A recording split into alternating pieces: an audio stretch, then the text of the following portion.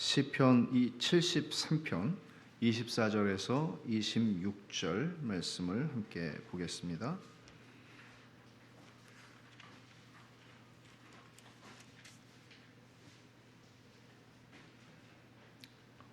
(24절에서 26절입니다) 우리 같이 한 목소리로 읽을까요? 주의 교훈으로 나를 인도하시고 후에는 영광으로 나를 영접하시리니 하늘에서는 주 외에 누가 내게 있으리요 땅에서는 주밖에 내가 사모할이 없나이다. 내 육체와 마음은 쇠약하나 하나님은 내 마음의 반석이시오 영원한 분깃이시라. 아멘. 이 말씀은 비교적 많이 알려져 있는 말씀입니다. 오늘 철로역정의 2부 15장 맨 마지막 부분을 우리가 다루게 될 텐데 제목은 영광으로 들어가다, 죽는다는 얘기입니다. 성도의 죽음은 영광스럽습니다. 그런데 이 말씀만큼 성도의 죽음에 가까운 성도가 고백할 수 있는 아름다운 고백이 있을까 싶습니다. 평생을 살고 인생의 마지막 시간에 이렇게 고백하는 겁니다. 주의 교훈으로 나를 인도하시고 하나님의 말씀으로 저를 여기까지 데리고 오셨습니다. 주의 말씀에 언제나 내가 순종했던 것도 아니고 주의 말씀 앞에 언제나 성실하고 언제나 충성스럽지는 않았지만 주님의 말씀으로 나를 여기까지 데리고 오셨습니다. 주의 교훈으로 나를 인도하시고 후에는 이제 이 죽음의 문턱을 지난 후에는 영광으로 나를 영접하시리니 하늘에서는 주 외에 누가 내게 있겠습니까? 하늘에서는 주님밖에 없죠. 그러면 땅에서는요? 이걸 아는 사람은 땅에서는 주밖에 내가 사모할이 없나이다. 하늘에서 주밖에 없기 때문에 그걸 아는 사람은 이 땅에서도 주님밖에 없다는 거예요.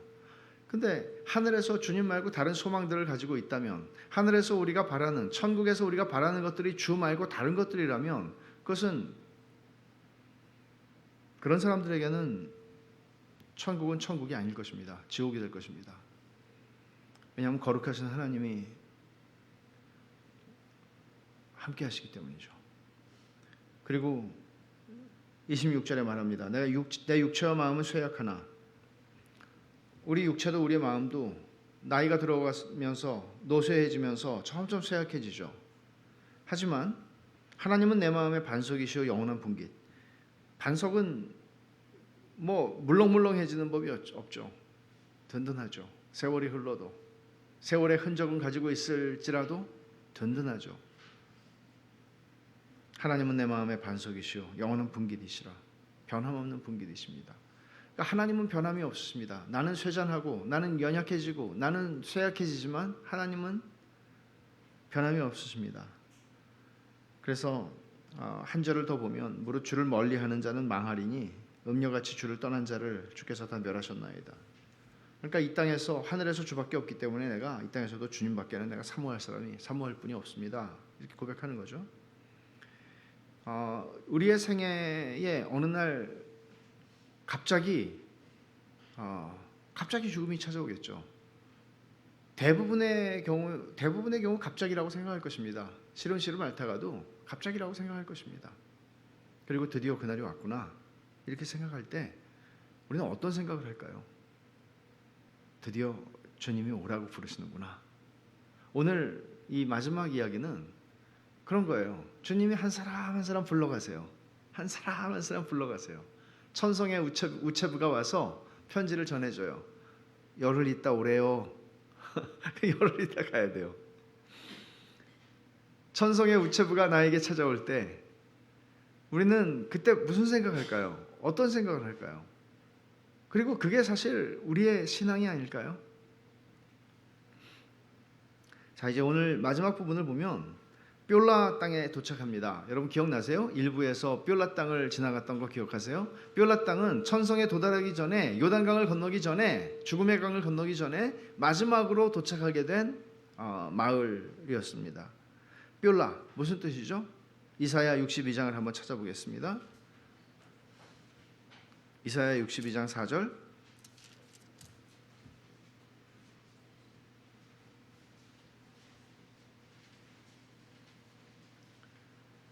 제가 읽겠습니다.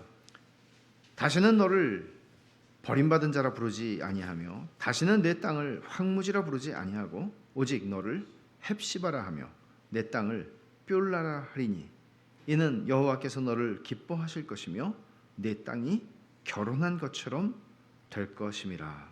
헵시바, 너를 헵시바라고 부르겠다. 무슨 뜻이에요? 나의 기쁨이 그에게 있다. 내 기쁨이 너에게 있다. 이거는 마치 신랑이 결혼할 때 신부에게 하는 얘기 같은 거죠. 나의 기쁨이 당신에게 있습니다. 그리고 또 그 땅을 뻬라라고 한다는 거죠. 뻬라는 뭐예요? 결혼한 여자. 그러니까 그 백성이나 그 땅이나 다 하나님의 그리스도의 신부를 가리켜서 이렇게 얘기를 하는 거죠. 결혼한 여자, 주인이 있는 여자예요. 남편이 있는 여자예요. 그가 하나님이세요. 이런 영광스러운 칭호죠. 회복된 이스라엘의 영광이 얼마나 놀라운 것이 될지를 이렇게 보여주는 것입니다. 이 뻬라 땅은 밤낮으로 태양이 비치는 이곳에서 순례자들은 지친 몸을 쉬고 얼마나 지쳤겠어요. 평생을 달려왔어요. 철로역정을 평생을 달려왔어요. 이제 지쳤어요. 몸도 마음도 쇠약해졌어요.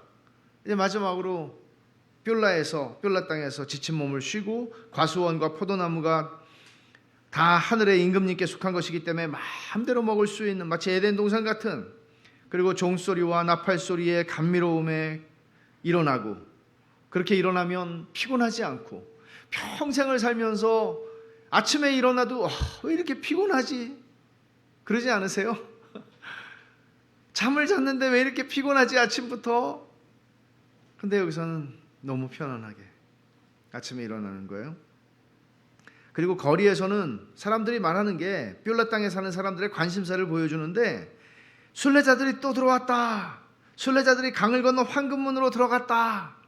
그러니까 순례자들이 이제 뻬라 땅에 오면은 얼마나 수고를 많이 하고 여기까지 온 사람들이에요. 환영하죠. 그리고 이제 마지막으로 천성문으로 들어가는 거예요. 이 강을 건너서, 죽음의 강을 건너서 들어가는 거예요. 이 사람들의 관심은 하나님의 백성들의 영광스러운 철로 역정의 마지막 장면을 보는 것들입니다. 이전에 모든 순례자들의 이름과 행적이 거기에는 기록으로 남겨 있었다고 합니다. 근데 놀라운 것은 여기 특이한 관찰이 하나가 나오는데, 어떤 사람이 이 죽음의 강을 건널 때는 강이 범람을 하고요, 어떤 사람이 건널 때는 강이 멈춰서서 그냥 건너간다는 거예요. 특이하죠. 우리는 크리스천이 얼마나 무서워했는지 기억하잖아요.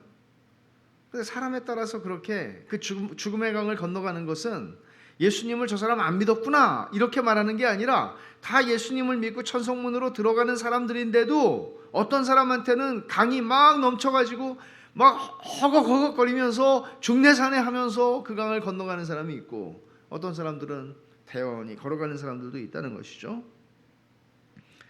또 방에는 온갖 향료로 향기가 가득하고 몸에도 향료를 발라서 강 건널 준비를 하는 곳, 이게 뻬라 땅이에요. 일부에서 뻬라 땅에 대해서 설명한 것들을 조금 더 우리가 살펴보면 천국의 경계선에 위치한 땅이라 그랬고, 사망의 음침한 골짜기 너머에 있고 절망 거인의 손이 미치지 않고 의심의 성에서 볼 수 있었던 것들은 전혀 보이지 않는 곳, 그리고 자기들이 가려고 하는 그 천성의 모습, 천성문이 잘 보이는 곳이었다고 얘기를 합니다. 순례자들은 이제 여기까지 왔으니까 이제 잘 온 거죠. 근데 여기서 상사병에 걸린다는 거예요. 이제 여기까지 참았는데 더 이상은 못 참겠다, 이렇게 된다는 거예요. 그래가지고 우리가 그 전에 일부에서 본 거는 소망이 발작을 일으킬 정도로 이 상사병에 걸려가지고 그렇게 됐다는 것을 우리가 봤죠. 이 뻬라 땅의 의미는, 존 버녀는 뻬라 땅이라고 하는 것을 설정을 해서 이런 것을 드러내고 싶었다고 어떤 학자는 설명을 합니다. 성도가 죽음에 이르기 전에 지상에서 가장 복된 신앙의 경지에 도달한 것을 버녀는 뻬라 땅의 모습으로 보여주고 있다는 것이죠. 이 사람의 신앙이 가장, 성화가 완성된 건 아니에요. 죽어야 완성이 돼요. 근데 성화가 가장 온전하게 무르익은 그 시간, 그게 죽음의 직전, 성도의 죽음의 직전이라는 거죠. 가장 복된 신앙의 경지에 이른다는 거예요. 지상에서 믿음으로 누릴 수 있는 최상의 은혜를 누리는 시간이에요. 그래서 크리스천과 소망은 뷸라 땅에 도착해서 최고의 기쁨과 부족함 없는 은혜를 느꼈고 그것을 이렇게 표현했습니다. 여호와는 나의 목자시니 내가 부족함이 없습니다. 성도의 마지막은 이런 믿음의 절정을 경험하는 것입니다. 그러니까 여러분, 모든 성도의 삶이 이런 것 같진 않아요. 우리가 조금 이따 더 보겠지만은 어떤 사람들은 마지막 시간을 의심과 싸우면서 죽음의 강을 건너가는 사람들도 있더라고요. 정말 그 시간에 마귀의 큰 공격을 받고 있는 것이죠. 근데 우리가 기본적으로 바라야 하는 것은 뭔가 하면 정상적으로 우리의 신앙이 우리의 아까 우리가 읽은 말씀처럼 우리의 육체와 마음은 쇠약해져도 우리의 믿음으로 말미암아 성화의 길을 걸어왔던 하나님의 백성들의 영적인 삶의 수준, 영적인 상태는 가장 영광스럽고 가장 온전해야 마땅하죠. 그렇지 않습니까? 바로 눈앞에 이제 기다리던 주님을 만날 텐데 그럴 때 정말 최상의 은혜를 누리고 최상의 모습으로 주 앞에 갈 수 있으면 참 좋겠다. 사실 개인적으로는 정말 소망하는 것이죠. 그렇지 않습니까, 여러분? 내 인생의 가장 영광스러운 시간을 죽음의 침상에서 나타낼 수 있다면 잘 산 인생이죠. 그러니까 그리스도인들은 이런 생각을 해야 되는 게 마땅합니다. 조금 이따가 제가 한 책을 좀 소개를 할 텐데 그리스도인들은 그리스도인이 어떻게 죽는지를 보여줄 사명이 있습니다. 내 자식에게 혹은 남겨진 내 사랑하는 가족들에게 그리스도인은 이렇게 죽는 거야. 그리스도인은 이렇게 죽는 거야. 오늘 우리는 그런 모습들을 쭉 보게 될 것입니다. 그래서 성도의 황금기는 25살이 아니고 마지막 시간입니다. 성도의 인생의 황금기, 절정입니다. 그리고 죽음 너머에 우리의 영화롭게 되는 완전함이 주어질 것입니다. 2부 마지막 장 15장에서 다루는 주제는 이제 영광 속으로 들어가는 사람들이 남기는 말들이 굉장히 중요해요. 크리스티아나부터 시작해서 한 사람씩 죽음의 강을 건너 천국으로 들어가는 것을 보게 되는데 이들이 죽음의 강을 건너기 전에 남기는 마지막 말들을 존 버년이 하나하나 기록합니다. 그리스도인의 영광스러운 죽음을 묘사하기 위한 것입니다. 어떤 사람은 별로 남길 말이 없는 사람도 있어요. 근데 신앙의 유산을 어떤 걸 남기느냐, 내가 어떤 말을 남기고 가느냐, 아니면 아무것도 남길 것이 없느냐 상관이 없어요. 중요한 거는 다 이 사람들이 하나님의 은혜로 구원을 받은 사람들이라는 거예요. 참 다양하죠. 굉장히 영웅같이 훌륭한 뭔가를 대단히 이룬 사람만 구원을 받는 게 아니고 내가 정말 하나님 앞에 내세울 게 아무것도 없고 내 인생을 돌아보면 주를 위해 섬긴 게 아무것도 없는 것 같은 그런 고백을 하나님 앞에 할 수밖에 없는데도 불구하고 하나님께서 당신의 자비와 은혜로 구원하시는 하나님의 백성들이 있다는 거죠. 우리의 잘남과 내 성취, 내 업적, 내가 이룬 것들을 가지고 내가 구원을 받는 게 아니고 아무도 그런 사람은 없습니다. 하나님의 은혜로 구원을 받는 것입니다. 그것을 보여주죠. 그런 인식을 우리가 이 지상에 사는 동안에 그런 인식을 가지고 사는 건 굉장히 중요하죠. 그래야 서로가 서로를 보면서 야, 저 사람은 도대체 예수 믿는 거야? 마는 거야? 이렇게 안 한다는 거예요. 그렇게 한다는 얘기는 내가 내 업적과 내 행위로 뭔가를 내가 신앙을 이루었다는 거죠. 신앙은 그런 게 아니라고요. 내가 주를 위하여 순교하기까지 주를 위하여 섬겼을지라도 하나님의 은혜밖에는 없어요. 내가 어떻게 이런 일을 할 수 있어요? 이건 내가 아니, 이건 하나님의 은혜예요. 이렇게 하는 게 신앙이라고요. 그러니까 따라오지 못하는 사람이 있어 보이고 야, 저 사람은 도대체 뭐 하는 건가? 신앙생활 하는 건가 마는 건가? 무시하거나 그 사람들을 업신 여기거나 속으로라도 그 사람들을 가볍게 여길 수 없는 게 신앙이라고요. 은혜밖에는 없어요. 세상에 이럴 수 있는 집단, 이럴 수 있는 조직, 이럴 수 있는 공동체, 이럴 수 있는 그런 거는 교회밖에 없어요. 그럼에도 불구하고 우리의 육신은 고개를 들고 자꾸 사람을 판단하고 나와 비교하는 것이죠. 자, 이제 크리스티아나가 천성에 들어가는 걸 보십시다. 천성의 우체부가 와요. 크리스티아나에게 와요. 그래가지고는 말을 합니다. 착한 여인이여 평안할지어다. 주인님께서 당신을 부르신다는 소식을 전달하러 왔소. 주인님께서는 열흘 이내에 당신이 불멸의 옷을 입고 그의 앞에 서기를 기대하고 계십니다. 그리고 이 편지를 읽어준 우체부는 자신이 참으로 왕의 사자임을 증거하는 표시를 주면서 그녀에게 속히 떠날 준비를 하라고 명했다. 그 표시는 사랑으로 예리하게 끝이 갈린 화살이었다. 이 화살은 쉽게 그녀의 심장 안에 들어가 서서히 그러나 확실히 효과를 발휘하여 그녀를 지정된 시간에 떠나도록 만드는 것이었다. 화살 하나를 탁 꽂고 이제 간 거예요. 열흘 안에. 때때로 우리는 인생을 살면서 고치기 힘든 병에 걸려서 이제 얼마 남지 않았습니다. 이런 얘기를 들을 수도 있고 또 듣습니다. 이 크리스티아나의 이야기를 보면서 어떤 암 선고를 받는다든지 할 때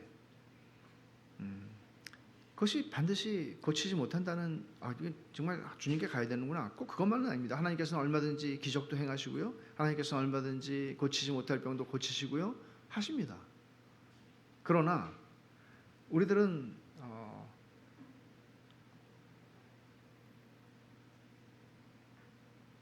어떻게 반응할 수 있을까요? 크리스티아나에게 제일 먼저 왔죠. 아마 크리스티아나는 가장 나이가 든 연장자였을지도 모릅니다.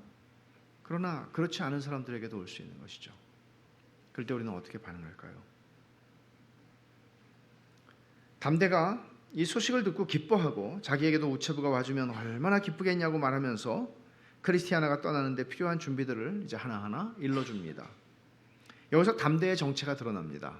지금까지 그렇게 쭉 같이 왔던 담대의 정체. 사실 담대는 양면적인 성격을 지닌 존재라고 볼 수 있습니다. 한편으로는 보혜사 성령님께서 신자를 떠나지 않으시고 신자의 모든 믿음의 순례 여정을 도우시고 끝까지 인도하십니다. 그러나 다른 한편으로는 담대는 목자장이신 그리스도를 따라서 신자의 평생의 삶을 하나님의 말씀으로 목양하는 목자들을 대변하는 인물이기도 합니다. 목회자의 일은 궁극적으로 성도들의 영화로운 죽음을 준비시키는 것입니다. 이제 열흘 후에 오라고 하니 전가를 받았다고 하니까 이제 어떻게 갈 수 있는지를 하나하나 일러주고 준비시키는 것이죠. 순례 여정에 있어서 목회자의 도움이 중요하죠. 그것을 존 번연은 담대라고 하는 인물을 통해서 드러내는 것입니다. 정말 다시 생각하게 되죠. 죽음을 준비하는 것, 죽음을 준비시키는 것, 영광스러운 죽음을 준비시키는 것입니다.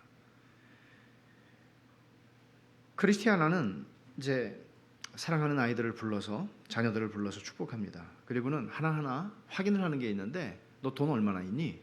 그거 확인하는 게 아니고 이마에 표시 그리고 희고 깨끗한 옷을 확인해요. 뭐죠? 정말 거듭난 하나님의 자녀가 되었는지 정말 회심한 사람인지 그걸 확인하는 것입니다. 그리고 안심하고 기뻐하면서 이제 너희들도 왕의 사자가 올 날을 준비하려라 부탁하죠. 그리고는 또 하나 자기가 지금까지 가지고 살았던 물건들을 처분합니다. 가난한 사람들에게 나눠줍니다. 우리는 아무것도 가지고 갈 수 없습니다. 천국으로 가지고 갈 수 없습니다. 이삿짐 차가 영구차를 따라가는 게 아닙니다. 그냥 가는 것입니다. 그래서 여기서도 우리가 볼 수 있는 것은 본래 우리가 평생 그렇게 생각하고 살았을지도 모르지만 사실 그때 진짜 깨닫게 되겠죠. 나는 청직이었구나. 내 물건, 내 거, 내가 아끼던 거 갖고 못 가는구나. 사용자구나. 사용자로 내가 지금까지 모든 것들을 가지고 있었던 거구나. 라는 것을 가장 깊이 깨닫게 되겠죠. 동행했던 순례자들에게 이제 개별적으로 한 사람 한 사람 불러서 인사를 합니다. 신앙적인 권면이죠. 여러분, 우리가 살아있는 동안에 피차 권면하라고 성경은 말씀합니다. 그러나 하나님께서 이제 우리에게 정한 날을 주실 때, 그때 여러분 어떻게 하시겠어요? 크리스티안하고 똑같이 할 거예요. 자식들을 불러서, 아무래도 내가 보니까 내 아들이, 내 딸이 평생 교회는 나오는데 보면은 얘가 정말 거듭났는지 하나님의 자녀가 된 것인지 확인하겠죠, 당연히. 그리고 평생 나와 함께 철로 역정을 함께 걸어갔던 사랑하는 교우들, 그들에게 해줄 수 있는 말이 있겠죠. 크리스티아나는 진리의 용사에게 말합니다. 죽도록 충성하며 생명의 면류관을 주신다고 격려하면서 자기 아이들이 믿음을 지키도록 도와주라고 부탁합니다. 불굴 씨에게 말합니다. 반지를 전해줍니다. 정직 노인에게는 당신은 참 이스라엘 사람이라 속에 간사한 게 없습니다 라고 칭찬합니다. 주저에게, 여기 보면은 진리의 용사, 불굴, 정직 노인, 이 사람들은 다 보면 신앙에 용기가 있었던 사람들이고 여간해서 흔들리지 않았던 사람들입니다. 그러나 이제 주저, 낙심씨, 즐겁양, 심의학씨, 이런 사람들은 늘 흔들리고 늘 넘어지고 그렇게 신앙생활을 하는 사람들이었습니다. 주저에게 말합니다. 여기까지 여행하느라 괴로우셨으나 후에 당신의 휴식은 달콤할 것입니다. 그러나 깨어 준비하십시오. 생각지 못했던 때에 왕의 사자가 올지 모릅니다. 낙심씨와 그 딸 즐겁양에게 또 말합니다. 당신들은 절망거인과 의심의 성에서 구원받은 걸 기억하고 영원히 감사해야 할 겁니다. 그 은혜의 결과로 당신은 여기까지 안전하게 도착했습니다. 그러나 조심하면서 두려움을 멀리하십시오. 그냥 늘 낙심씨는 두려움이 많은 사람이잖아요. 이렇게 하면 어떡하지? 낙심하고 마음이 무너지고 근신하고 소망을 끝까지 놓지 마세요 라고 말합니다. 또 심의학씨에게 말합니다. 당신은 거인 살선의 입에서 건져냄을 받아 생명의 비단에서 영원히 살면서 평온한 마음으로 임금님을 볼 수 있게 되었습니다. 제가 당신께 다만 충고하고 싶은 일은 부르심 받기 전에 주님의 선하심을 의심하거나 두려워하는 마음을 회개하라는 것입니다. 그래서 주께서 오실 때 이 허물 때문에 부끄러워 그 앞에 서서 얼굴 붉히는 일이 없도록 하십시오. 늘 이 사람이 힘들었던 건 하나님의 선하심을 믿지 못하는 것이죠. 늘 여기서 마음이 약해지는 것이에요. 한 사람 한 사람 불러서 크리스티아나는 권면을 하고, 참 여러분, 이게 저는 이걸 보면서 우리 교회가 한 사람 한 사람 먼저 누군가를 하나님 불러가시잖아요. 그럼 불러가실 때 그분이 또 한 사람 한 사람 불러가지고 이렇게 권면을 할 수 있다면 얼마나 멋진 그 철로 역정을 함께하는 팀이 될까? 그냥 가는 사람이 없이 뭔가 남길 말들을 가지고 권면하는, 참 멋지겠다 하는 생각을 해요. 이제 크리스티아나는 강을 건너면서 마지막으로 이제 사람들에게 말합니다. 주여, 제가 당신과 함께 거하며 주를 기리기 위해 갑니다. 사람들이 전송하기 위해서 많이 강 앞에 모여왔습니다. 그리고는 강 건너에는 그녀를 성문으로 모셔갈 말과 마차들이 보였고요. 강을 건너 천성문으로 인도된 크리스티아나는 남편 크리스찬이 받은 모든 환영 예식을 다 받았습니다. 그녀가 떠나자 아이들이 눈물을 흘렸습니다. 슬프죠. 그러나 담대와 진리의 용사는 수금과 소고를 연주하며 기뻐합니다. 그래서 이 장례식을 언제부터인가는 천국 환송식 뭐 이렇게 부르는 분들이 계시더라고요. 천국 환송식, 천국으로 이제 보내드리는 영광스러운 것이죠. 이제 두 번째, 주저, 미스터 주저가 천성문으로 부름을 받습니다. 또 천성의 우체부가 주저에게 옵니다. 당신이 사랑해오고 비록 지팡이를 이용하긴 했으나 성실히 뒤따라온 분의 이름으로 문안합니다. 나는 당신에게 임금님께서 부활절 이튿날 당신과 함께 천성에 있는 그 식탁에서 식사하기를 바라신다는 소식을 전하러 왔습니다. 이제 여행 준비를 하십시오. 주저는 늘 지팡이를 짚고 간신히 여기까지 온 사람입니다. 그러나 왔습니다. 여기까지. 드디어 천성의 우체부가 주저를 불렀습니다. 이제 주저는 진리의 용사를 불러서 그에게 유언장을 부탁합니다. 유산이라고는 2개의 지팡이와 선한 소원들밖에 없었습니다. 이 지팡이들은 제 뒤를 따라올 아들에게 유산으로 남겨주렵니다. 이와 함께 제 아들이 저보다 훌륭한 순례자가 되기를 바라는 100가지 따뜻한 소원들도 아들에게 물려주고 싶습니다. 비록 주저는 그저 2지팡이를 짚고 간신히 왔지만 그의 마음의 갈망과 소원은 분명했다는 것을 보여주는 것이죠. 그러니까 때때로 그런 걸 봐요. 어떤 분들은 정말 이분이 믿음이 있으신가 이렇게 생각이 되는 분이 있는데 그 안에 깊은 갈망이 있어요. 깊은 영적인 갈망이 있어요. 성공에 대한 갈망이나 돈에 대한 갈망이나 어떤 외로움을 해결해야 되겠다는 갈망이 아니고요. 영적인 갈망이 있어요. 어떤 분들에게서 그걸 봐요. 그러면 주저처럼 보여요. 근데 그 갈망이 한번 터질 때 진짜 신앙의 자태를 멋지게 보여주는 사람들이 있더라고요. 주저라고 하는 사람을 생각하게 돼요. 담대에게 감사를 표합니다. 그리고 강가로 간 주저는 지팡이를 내려놓습니다. 이제는 더 이상 이 지팡이들이 필요 없으리라. 저 너머의 말과 마차들이 나를 위해 준비되어 있으니 평생을 지팡이를 짚고 살았던 인생 이제는 지팡이를 던지고 들어갑니다. 주저의 마지막 말, 반갑다 생명이요. 이 생명을 향한 갈망이 이 사람에게 있었던 것이고 그로 말미암아 여기까지 지팡이를 짚고 온 것이죠. 이제 시미악 씨가 또 부르심을 받습니다. 천성의 우체부가 와서 나는 당신의 주인께서 당신을 필요로 하고 있다는 소식을 전하러 왔습니다. 이제 곧 당신은 빛나는 주님의 얼굴을 배워야 합니다. 그러자 시미악은 이렇게 말합니다. 진리의 용사에게 나는 아무에게도 유산을 남겨줄 게 없으니 유언장은 필요 없겠죠. 나의 연약한 마음은 이제 버려두고 가렵니다. 내가 가고자 하는 그곳에는 이 마음이 전혀 소용없을 테니까요. 아무리 가난한 순례자에게라도 그런 마음을 나눠줄 수는 없죠. 제가 떠나고 남은 진리의 용사씨, 당신이 이 마음을 거름 무더기 속에 묻어주시겠어요? 이건 이제 버리고, 이 심약한 마음은 이제 버리고 이제는 온전함을 입고 천성에서 살 것이란 얘기입니다. 시미악 씨는 비록 하나님의 은혜로 구원받은 사람이기는 했지만 남겨줄 게 없는 삶을 산 사람을 대표하는 것 같습니다.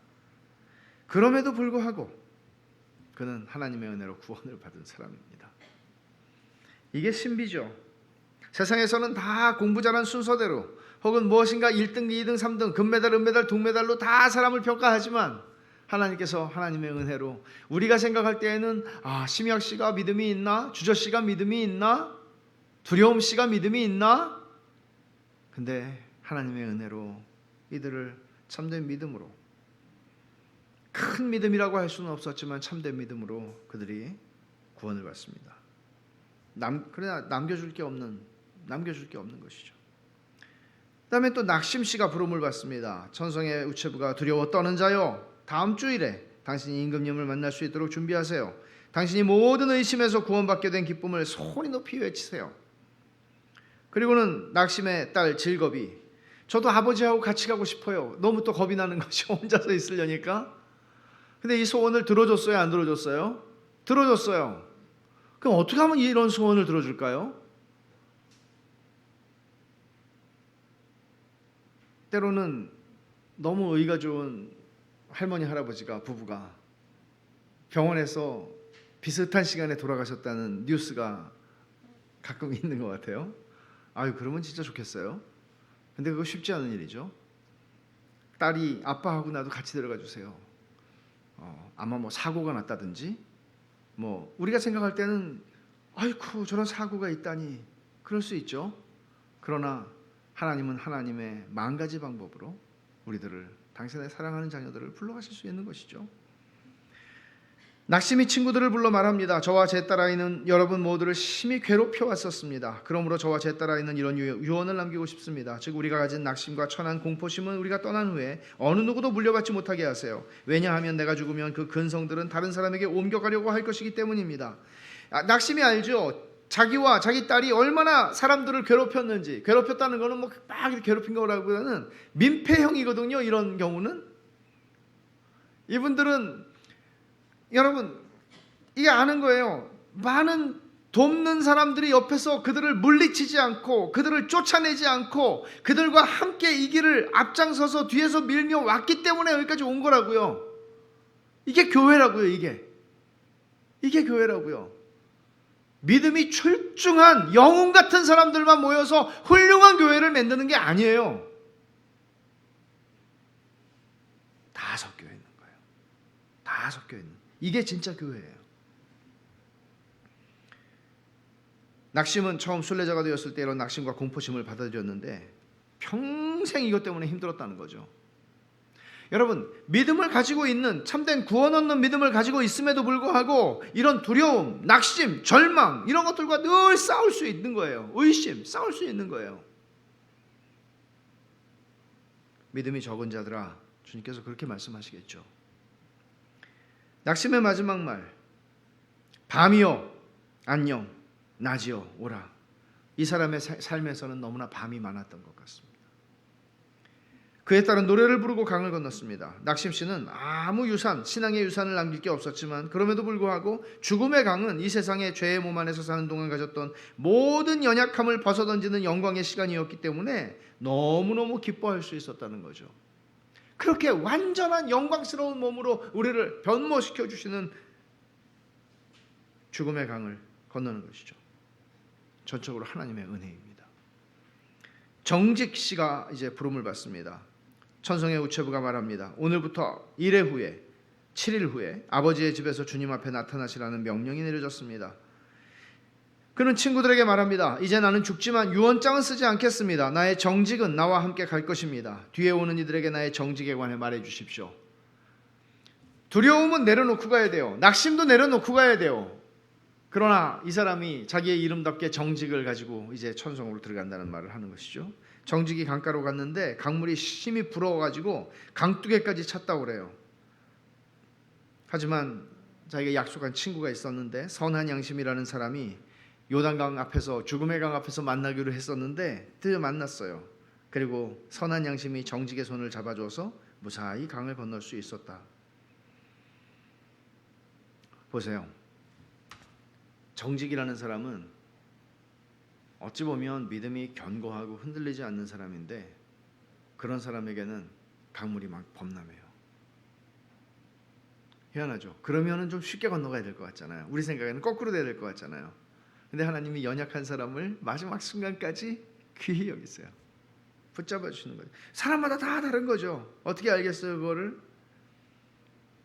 그래서 정말 끝까지 믿음의 친구와 같이 가는 거, 이게 얼마나 귀한 거예요. 여러분, 교회 생활을 우리가 평생 하는데 내가 정말 끝까지 내 믿음의 친구로 함께 갈 수 있는 사람이 있는가?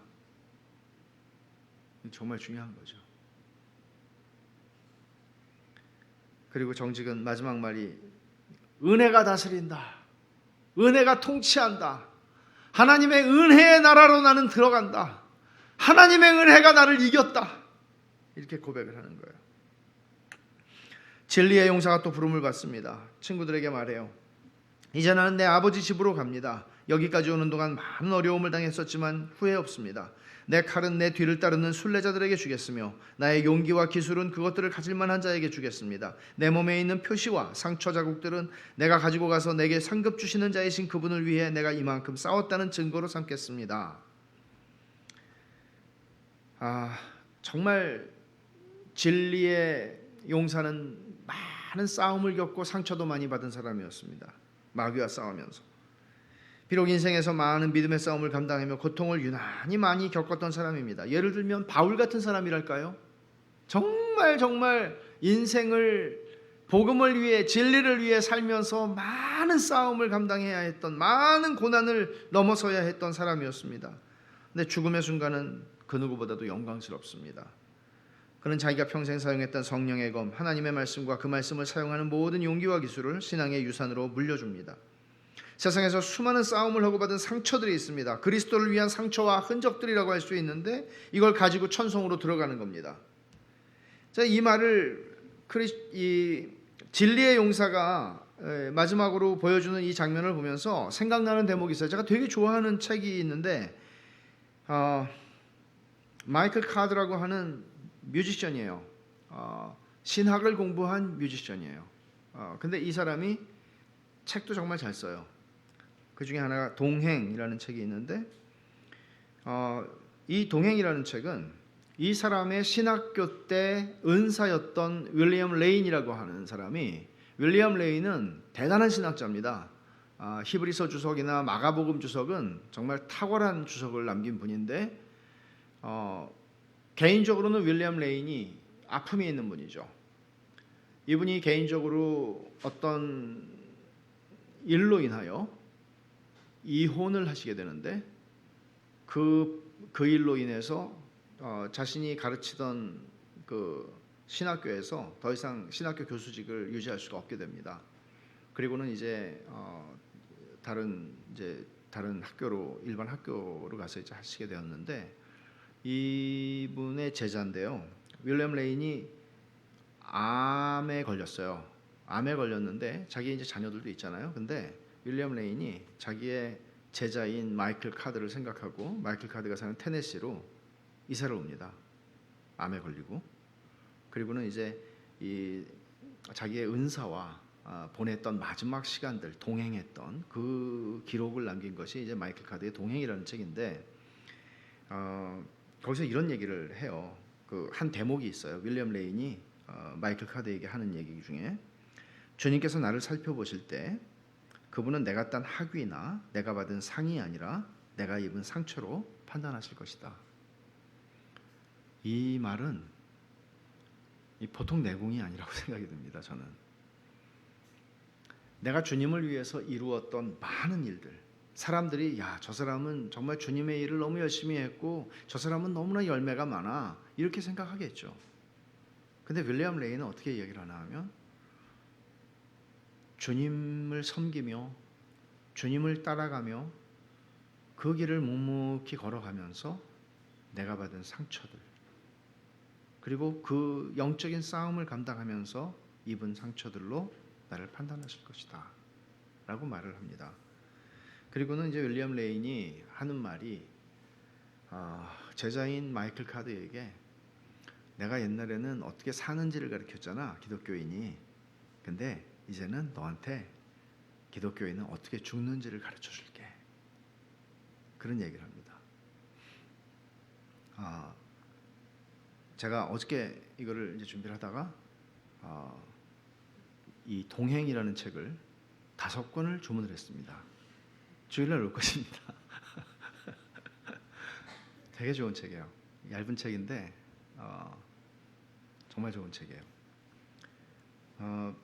마지막 말, 이 진리의 용사가 마지막 말을 하는데, 사망아 너의 쏘는 것이 어디 있느냐. 사망아 너 뭔데? 이렇게 얘기하는 거죠. 사망아 너 뭔데? 물러 더 깊이 들어가면서 그는 무덤아 너의 이기는 것이 어디 있느냐 라고 외칩니다. 이제 불굴씨가 그 다음에 부름을 받는데, 천성의 우체부가 와서 주인님께서 더 오래 그와 떨어져 있을 수 없으니 속히 삶을 바꿀 준비를 하라고 말씀합니다. 전해줘요. 그리고는 이 불굴씨가 담대에게, 불굴씨도 아주 흐트러짐이 없이 견고하게 서서 신앙생활을 했던 사람이잖아요. 담대에게 말합니다. 제가 여행하는 동안 당신과 좀 더 오래 동행하지 못한 게 유감이었습니다. 당신과 만나 동행하던 나날은 제게 아주 유익했습니다. 저는 집을 떠날 때 아내와 5 어린 아이들을 버려두고 왔습니다. 당신은 좀 더 많은 거룩한 순례자들을 안내하기 위해 다시 당신 주인님의 집으로 돌아갈 줄 알기에 부탁드립니다. 부디 돌아가시거든 제 가족들에게 사람을 보내 저에게 일어날 일과 모든 것들을 일러주십시오. 그들에게 제가 이곳에 얼마나 행복하게 도착했고 지금까지 얼마나 복되게 살았는지 알려주십시오. 또 크리스천과 그의 아내 크리스티아나에 관한 이야기도 해주십시오. 크리스티아나가 아들들과 함께 남편의 뒤를 따라와 얼마나 행복하게 살다 갔는지 말해주십시오. 저는 가족들에게 그들을 위한 나의 기도와 눈물 외에는 별로 남겨줄 게 없습니다. 그들은 이 소식을 듣고 혹시 깨달음을 얻게 된다면 그것으로 족합니다. 이 사람도, 불굴도 크리스천처럼 가족들의 이해를 받지 못하고 가족들이 여전히 불신앙 가운데 머물러 있는 상태에서 신앙의 길을 출발했던 사람입니다. 그리고는 자기의 생명이 주님이 불러가시는 날까지 자기의 사랑하는 가족들이 예수님을 믿는 걸 보지 못한 것이죠. 크리스천하고 비슷하죠. 여기서 불굴이 하는 말은 담대의 목회자적인 면모를 잘 보여줍니다. 네, 남은 가족들에게 복음을 전해주세요 하는 얘기죠. 좋은 목회자와 함께 가는 순례 여정은 정말 복된 것이겠죠.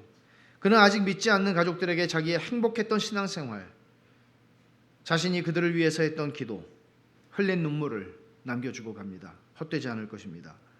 그는 비록 크리스찬과 같이 세상에서는 사랑하는 처자식들의 회심을 보지 못했지만 선하신 하나님께 맡기는 믿음으로 그 길을, 죽음의 강을 이제 건너갑니다. 강 중간쯤에 걸음을 멈췄어요. 놀랍죠? 불글씨는 견고한 신앙을 가지고 있었던 사람인데 범람하지는 않았어요. 그리고는 마른 땅을 건너가듯이 건너다가 강 중간에 섰어요. 그리고 전송하는 친구들에게 말합니다. 이 강은 지금까지 많은 사람에게 공포의 대상이었고 또 나도 은근히 두려워하고 있었어. 그런데 지금 나는 편안히 여기 서 있습니다. 내 발은 예전에 이스라엘 민족이 요단강을 건널 때 언약궤를 맨 제사장들이 발 디디고 섰던 곳에 와 있습니다. 실제 이 강물은 혀에서는 쓰고 배에서는 차갑지만 내가 가는 것과 강 저편에서 나를 기다리는 마차들을 생각하면 내 마음은 마치 이글거리는 숯불처럼 뜨겁습니다. 난 지금 여행의 종말에 도착해서 모든 고난의 나날이 끝났음을 압니다. 난 나를 위해 가시관을 쓰시고 얼굴에 침뱉음을 당하신 주님의 얼굴을 뵈러 갑니다. 지금까지 나는 남의 얘기와 믿음으로만 살아왔지만 앞으로는 주님을 친히 뵙고 그와 함께 즐거이 살 겁니다. 나는 주님의 말씀 듣기를 좋아했고 지상에서 주님이 행하신 발자취를 살피며 나도 그 발자취를 따르고자 애썼습니다. 주님의 이름은 제게 마치 사형주머니와 같으며 어떤 향기보다 더 달콤합니다. 그 음성은 제게 무엇보다 더 감미로웠으며 나는 햇빛을 보는 것보다 그의 얼굴을 보고 싶은 욕망이 더 컸습니다. 나는 그의 말씀을 음식물로 삼았고 내 약점을 고치는 해독제로 사용했습니다. 그는 나를 붙들어 주셨고 나를 죄악에 빠지지 않게 해주셨습니다. 예, 그의 길을 따르는 동안 제 발은 힘을 얻었습니다. 멋진 고백이죠. 정말 멋진 고백이죠. 이 세상에서 사모했던 분, 이제 그분을 만난다는 겁니다. 시편 73편의 고백과 같은 것이죠. 만일 내 마음에 사모하는 분이 그리스도가 아니라면 우리가 갈 곳은 천국일 수가 없습니다. 주의 교훈으로 나를 인도하시고 후에는 영광으로 나를 영접하시리니 하늘에서는 주 외에 누가 내게 있으리요 땅에서는 주밖에 나의 사모할 자 없나이다. 이 고백을 불굴은 그대로 보여줍니다. 이렇게 말하는 동안 그의 용모가 변합니다. 내가 주께 가오니 나를 받으소서라는 말을 남기고 사라집니다. 남겨진 사람들이 있어요. 크리스티아나의 네 아들들 그리고 그 처자들은 아직 살아서 교회를 확장시키고 있다고 한다. 철로역정에서 마지막에 존 번연은 그렇게 전해요. 그들은 아직 살아서 주님의 교회를 확장시키고 있다. 여러분, 우리는 아직은 남겨진 사람들입니다. 아직은 우리는 이 땅에 살고 있는 사람들입니다. 근데 어느 날 천성의 우체부가 우리 중 한 사람에게 먼저 찾아올 것입니다.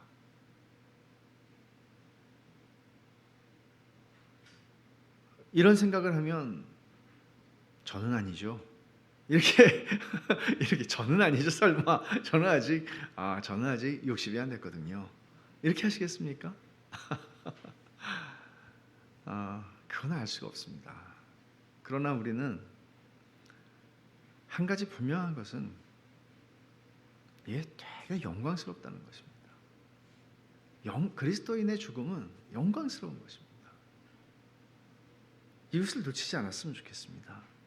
그리고 우리가 살아있다는 것은 사명이 있다는 것이죠. 아직은 우리에게는 하나님의 나라와 교회를 확장하는 사명이 있다는 것이죠. 교회를 세워가는 사명이 있다는 것이죠. 그러니까 여러분, 이 땅을 사는 동안에 주님이 언제 오라고 그러실 때까지는 우리는 은퇴가 없습니다. 세상에서 우리의 직업으로는 은퇴를 합니다. 저도 목사로서는 은퇴를 할 것입니다. 그러나 주를 섬기는 일에서 은퇴는 없습니다. 신실하게 내 숨이 붙어있는 동안에 주님을 잘 섬기다가 언제 오라고 그러셔도 기쁘게 크리스티아나나 진리의 용사나 불굴이나 정직시나 또는 심약시나 이런 사람들이 주 앞에 간 것처럼 우리가 그렇게 가야 할 것입니다. 그래서 우리가 인생은 영광의 문으로 들어가는 여정입니다. 철로 역정을 통해서 우리에게 존 번연이 보여주고 싶은 것은 우리의 인생은 비록 허접해 보이고 비록 별 볼 일 없어 보이죠. 예수 믿는 사람들이 갑자기 뭐 대단한 세상 사람들이 우러러보고 세상 사람들이 부러워할 만한 직위와 어떤 영광을 덧입는 것 아니죠. 허접합니다. 여전히 허접하고 어저께도 그랬습니다. 지금도 그렇습니다. 그러나 그리스도인의 인생은 영광의 문으로 들어가는 여정이에요. 이걸 놓치지 않아야 돼요. 그리고 영광의 문으로 들어가서 살기 위해서 이 땅을 살아가는 거예요. 그냥 돈 벌고 잘 먹고 잘 사는 게 인생의 목적이 아니에요. 그리스도인들에게는 그럴 수 없어요. 내 자식들 잘 기르고 세상에서 고생하지 않게 만들고 그게 인생의 목적이 아니에요. 내 자식들 영광의 문으로 들어가도록 내가 내 자식들을 기르는 거예요. 내 가족들이 함께 그 땅에 들어가는 것이에요. 영광의 문으로 들어가는 여정이에요. 그래서 포기하지 말라는 겁니다. 수많은 사람들이 이 길을 가다가 포기했습니다. 철로역정에도 등장하는 인물들이 있었죠. 돌아갑니다. 그만둡니다. 포기합니다. 끝까지. 마지막 테이프를 끊는 날까지, 죽음의 강을 건널 때까지 finishing well. 끝까지 잘 가는 거예요. 끝까지 잘 가는 거예요. 넘어질 때도 있죠. 엎어질 때도 있고요. 그래도 가는 거예요. 이게 싸우는 과정이에요. 왜냐하면 원수 마귀가 우리들을 가지 못하도록 앞에다가 사자를 갖다 놓거나 우리를 두렵게 하는 많은 것들을 갖다 놓고 우리를 유혹하는 것들을 갖다 놓기 때문에 싸워야 돼요. 싸우면서 전진하는 여정이에요. 진리의 용사가 그랬던 것처럼 우리들은 성령의 검, 곧 하나님의 말씀을 가지고 싸우는 거예요. 그래서 교회에서 하나님께서 교회의 목사와 교사를 세우시는 것은 하나님의 백성들이 이 땅을 철로역정을 걸어가면서 잘 싸울 수 있도록 하나님의 말씀으로 부장시키는 거예요. 말씀의 검을 잘 빛나게 예리하게 갈게 하는 거예요. 그 싸움을 아무도 대신 싸우진 않아요. 같이 싸우긴 해요. 그러나 자기의 싸움이 있어요. 세 번째는 은혜를 입으라는 겁니다. 내 실력으로 싸운다고 생각하지 마십시오. 여러분의 실력으로 싸워서 이길 수 있는 건 아무것도 없습니다. 나는 신학 공부를 했고 나는 뭐 얼마나 내가 신앙생활 열심히 했고 아닙니다. 은혜로 걸어가는 길입니다. 하나님의 은혜입니다. 은혜를 받지 않으면요 이 길을 걸어갈 수 없습니다. 매주일 은혜를 구하십시오. 수요일도 그렇습니다. 매일 하나님의 말씀 앞에 나아갈 때 은혜를 구하십시오. 은혜가 없이는 이 길을 걸어가지 못합니다. 은혜로 우리는 한 걸음 한 걸음 걸어가는 거예요. 그렇게 하다 보면 주님이 와라 그러시겠죠. 그럼 가는 거예요. 영광스럽게. 저는 하나님께서 지금은 우리가 아무렇지도 않게 얘기할 수 있지만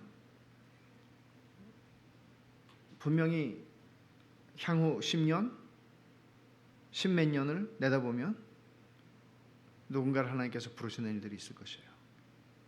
그 모든 부르심이 영광스럽기를 바라요. 영광스럽기를. 눈부시게 영광스러울 수 있도록 그렇게 죽을 수 있는, 그렇게 죽음의 강을 건너갈 수 있는 그런 은혜를 구합시다. 기도하겠습니다. 하나님 아버지 감사합니다. 하나님이 저희들을 이 땅에 보내신 것, 그리고 이 땅을 살게 하신 것, 그리고 언젠가 저희들을 부르셔서 주님 계신 곳으로 인도하여 주실 것을 저희가 바라봅니다. 하나님 아버지 그날이 언제일지는 몰라도 언제 온다 할지라도 준비된 마음으로 기쁨으로 영광스럽게 눈부시게 영광스러운 죽음으로 하나님을 영화롭게 하는 저희들이 다 되게 하여 주시옵소서. 예수님의 이름으로 기도하옵나이다. 아멘.